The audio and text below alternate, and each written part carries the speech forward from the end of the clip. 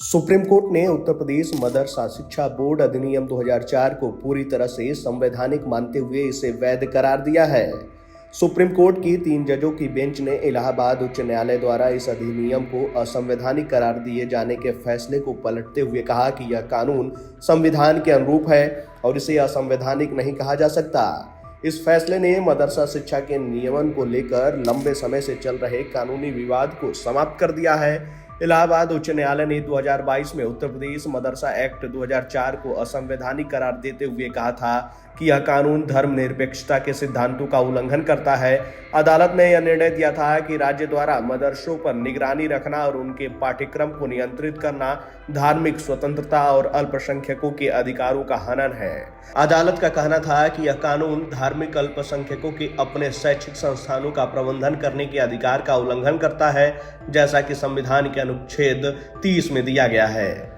वहीं supreme court ने Allahabad high court के फैसले को पलटते हुए उत्तर प्रदेश मदरसा शिक्षा बोर्ड अधिनियम 2004 को संविधान के अनुरूप बताया। मुख्य न्यायाधीश धनंजय वाई चंद्रचूड़ की अध्यक्षता वाली बेंच ने कहा कि इस कानून का उद्देश्य मदरसा प्रणाली को खत्म करना नहीं, बल्कि उसे सुधारना और उसकी कार्य प्रणाली को बेहतर बनाना है। अदालत ने यह भी स्पष्ट किया है कि इस अधिनियम को लागू करने से मदरसों पर राज्य की निगरानी रखना आवश्यक है, ताकि वे शैक्षिक मानकों का पालन करें और गुणवत्तापूर्ण शिक्षा प्रदान करें। वहीं सुप्रीम कोर्ट ने कहा कि मदरसा एक्ट का उद्देश्य संविधान के अनुच्छेद 21A के तहत सभी बच्चों के लिए मुफ्त और अनिवार्य शिक्षा के अधिकार को सुनिश्चित करना है। इसके साथ ही न्यायमूर्ति JV पारदीवाला और मनोज मिश्रा ने यह भी कहा कि इस कानून से अल्पसंख्यकों के अधिकारों पर कोई आंच नहीं आती है, क्योंकि संविधान के अनुच्छेद 30 के तहत उन्हें अपने शैक्षिक संस्थानों का प्रबंधन करने का अधिकार है। वहीं सुप्रीम कोर्ट ने इस फैसले में यह भी कहा कि मदरसों का नियमन राष्ट्रीय हित में है और यह भारत की विविधता और बहुसांस्कृतिक परंपरा को बनाए रखने के लिए जरूरी है।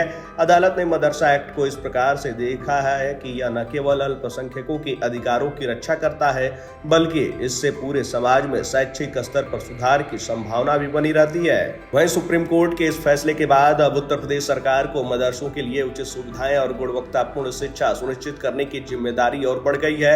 सरकार को यह भी सुनिश्चित करना होगा कि मदरसों में न केवल धार्मिक शिक्षा बल्कि अन्य आवश्यक विषयों पर भी ध्यान दिया जाए, जिससे छात्र संपूर्ण रूप से विकसित हो सके। इसके साथ ही मदरसों में आधारभूत ढांचे का सुधार और शैक्षिक मानकों को बढ़ाने के लिए भी कदम उठाए जाएंगे। वहीं इस फैसले का असर अन्य राज्यों पर भी पड़ सकता है, जहां मदरसों के नियमन को लेकर कानूनी विवाद चल रहे हैं। यह निर्णय यह सुनिश्चित करेगा कि मदरसा शिक्षा को एक उपयुक्त और पारदर्शी ढांचे में लाया जा सके, जबकि धार्मिक और सांस्कृतिक विविधता का भी सम्मान किया जाए।